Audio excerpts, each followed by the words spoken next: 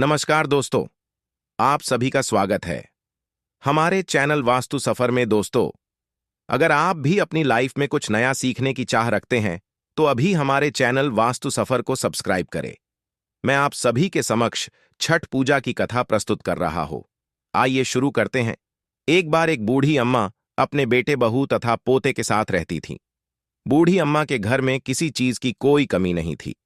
वह छठ माता की परम भक्त थी तथा हर साल छठ का व्रत बड़ी श्रद्धा और भक्तिभाव के साथ किया करती थी। बूढ़ी अम्मा की बहू, आधुनिक सोच वाली नारीणा, उसका पूजा पाठ में कोई विश्वास नहीं था। जब कार्तिक मास की शुक्ल पक्ष की चतुर्थी आई तो बूढ़ी मां बहुत खुश थी, क्योंकि आज से छठ का 4 दिवसीय पावन त्योहार शुरू हो रहा था। और अम्मा घर की साफ सफाई में लग गई। उसने अपने बेटे को आम की लकड़ी तथा पूजा की सभी सामग्री लाने के लिए बाजार भेज दिया। अम्मा ने अपने बेटे की सलामती के लिए छठ का व्रत किया। बूढ़ी अम्मा ने अपनी बहू से भी छठ माता का व्रत करने को कहा। तब बहू कहने लगी, यह सब बेकार की बातें हैं, मुझे इन सब में कोई विश्वास नहीं, इससे क्या होगा। तब बुद्धि अम्मा अपनी बहू को छठ माता की महिमा बताते हुए एक पौराणिक कथा सुनाती है। अम्मा बोली, बेटा, बहुत समय पहले की बात है। प्रियव्रत नाम के एक प्रसिद्ध राजा थे। उनके पिता का नाम था स्वयंभू मनु। प्रियव्रत बहुत सदाचारी और धार्मिक प्रवृत्ति क्वीन मनुष्य थे। विवाह के कई वर्षों के बाद भी जब उन्हें कोई संतान नहीं हुई, तब आर्षि कश्यप ने उन्हें पुत्रेष्ट यज्ञ कराने की सलाह दी। राजा प्रियव्रत ने पूरे विधि विधान के साथ पुत्रेष्ट यज्ञ का अनुष्ठान किया।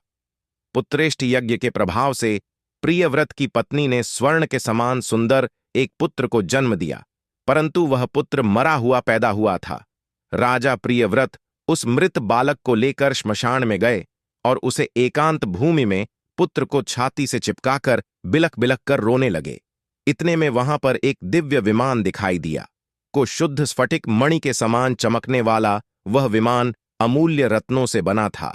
उस विमान पर बैठी हुई मन को मोह लेने वाली एक परम सुंदरी देवी को राजा प्रियव्रत ने देखा। उस देवी को देखकर राजा ने बालक को भूमि पर रख दिया और बड़े आदर के साथ देवी की स्तुति कि वह देवी स्कंद, भगवान की प्रिय पत्नी षष्ठी देवी थी। उनका शांत विग्रह ग्रीष्मकालीन सूर्य के समान चमचमा रहा था। उन्हें प्रसन्न देखकर राजा ने पूछा, हे देवी, तुम कौन को राजा प्रियव्रत की बात सुनकर? देवी ने उनसे कहा, राजन, भगवती मूल प्रकृति के छठे अंश से प्रकट हुई। मैं देवी षष्ठी हूं और इस संसार में छठ आपके नाम से प्रसिद्ध हूं। इस प्रकार कहकर छठ माता ने उस बालक को उठा लिया और अपने प्रभाव से उसे पुनर्जीवित कर दिया। जब राजा ने देखा तो वह स्वर्ण के समान सुंदर प्रभाव वाला बालक हंस रहा था। अभी राजा प्रियव्रत उस बालक की ओर देख ही रहे थे कि छठ माता उस बालक को लेकर आकाश में जाने लगी। यह देखकर राजा के कंठ, होंठ और तालु सूख गए। उन्होंने माता की स्तुति की, तब प्रसन्न हुई। माता ने कहा, तुम सर्वत्र प्रकृति यानी सूर्य उदय हुआ था, जल तथा वायु की पूजा कराओ और स्वयं भी करो। प्रकृति की आराधना से तुम और समस्त संसार वर्ष भर सुखी, स्वस्थ और निरोगी रहेंगे और दीर्घायु आखिरी होंगे। तब राजा प्रियव्रत ने सूर्य, उषा, जलवायु तथा छठ माता का व्रत किया और पूजा की, जिससे प्रसन्न होकर छठ माता ने राजा को उनका पुत्र दे दिया।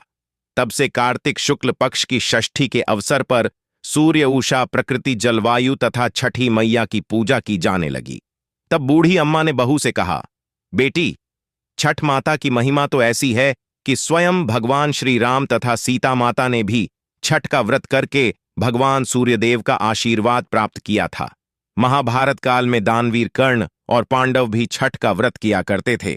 यह सब सुनकर वह आधुनिक युग वाली बहू बोली, यह सब मनगढ़ंत कहानियां कि मैं इन पर विश्वास नहीं करती। यह सुनकर बूढ़ी अम्मा छठ माता से क्षमा मांगने लगीं और बहू को फिर से समझाने की कोशिश करती है कि बेटी, हजारों सालों से चली आ रही इस परंपरा का मजाक मत उड़ाओ तथा तुम भी मेरे पोते की दीर्घायु के लिए छठ माता का पूजन करो। फोन। बूढ़ी अम्मा की बातों को सुना, अनसुना करके बहू वहां से चली गई। बूढ़ी अम्मा ने बड़ी श्रद्धा के साथ नहाए खाए का दिन किया और उधर बहू ने पूरा दिन घर के बाहर मौज मस्ती में बिता दिया। अगले दिन छठ के पर्व का दूसरा दिन यानी कार्तिक मास की शुक्ल पक्ष की पंचमी आई, जिसे खरना या लोहंडा के नाम से जाना जाता है। संध्या काल में जब हम अपने बहू को खीर रोटी का प्रसाद दिया तो फिर से बहू ने कहा, मां, इतना कठिन निर्जला व्रत क्यों कर रही हो? अपने शरीर को कष्ट क्यों दे रही हो? इसका तुम्हें क्या फायदा होगा? यह सुनकर बूढ़ी अम्मा ने बहू को फिर से छठ माता की महिमा समझाने की कोशिश की, परंतु बहू ने उन सभी बातों को अनसुना कर दिया और अपने कमरे में जाकर सो गई।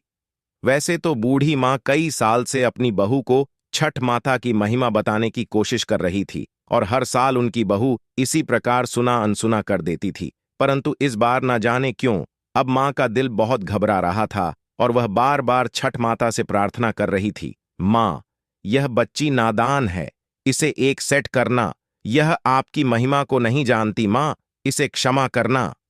अगले दिन कार्तिक मास की शक्ति क्षीण, सब लोग पूजा की तैयारी में जुटे थे, परंतु बहू अपने कमरे में सो रही थी। वह बहुत देर से उठी और उठकर बहू ने पास पड़े हुए अपने बेटे को उठाना चाहा, तब बेटे ने जवाब नहीं दिया। यह देखकर बहुत घबरा गई और भागी भागी अपने पति और सास के पास गई और उन्हें यह सब बताया। बहुत ही बात सुनकर बूढ़ी अम्मा और उनका बेटा दौड़े दौड़े कमरे में आ गए और उन्होंने बच्चे को जगाने की कोशिश की, परंतु वह नहीं जगा। फिर वह तीनों बच्चे को लेकर अस्पताल गए। डॉक्टर ने बच्चे की जांच की और देखा कि अलग की तो सांसें ही रुकी हुई है।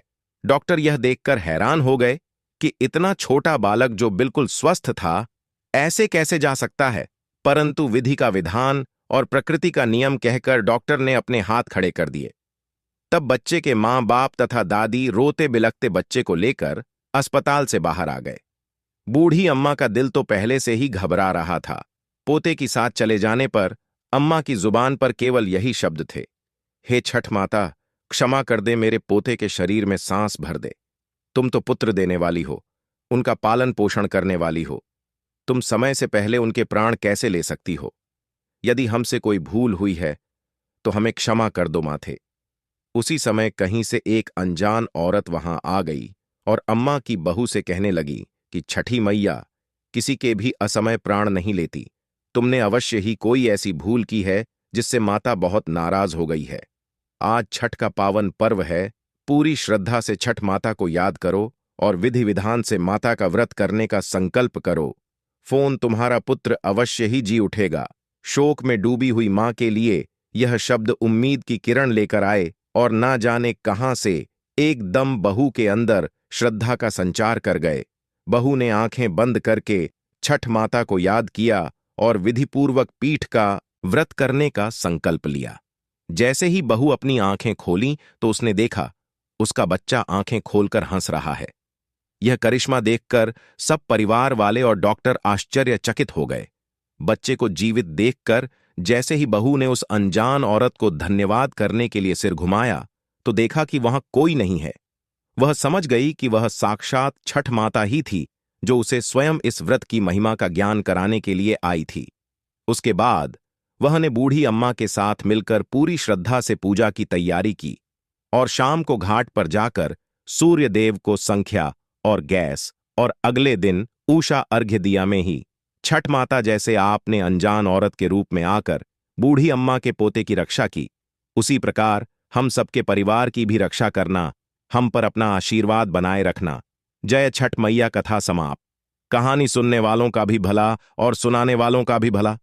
जय छठी मैया। दोस्तों, आज के लिए बस इतना ही। वीडियो अच्छी लगी हो तो वीडियो को एक लाइक करें और हमारे चैनल वास्तु सफर को सब्सक्राइब जरूर करें। धन्यवाद।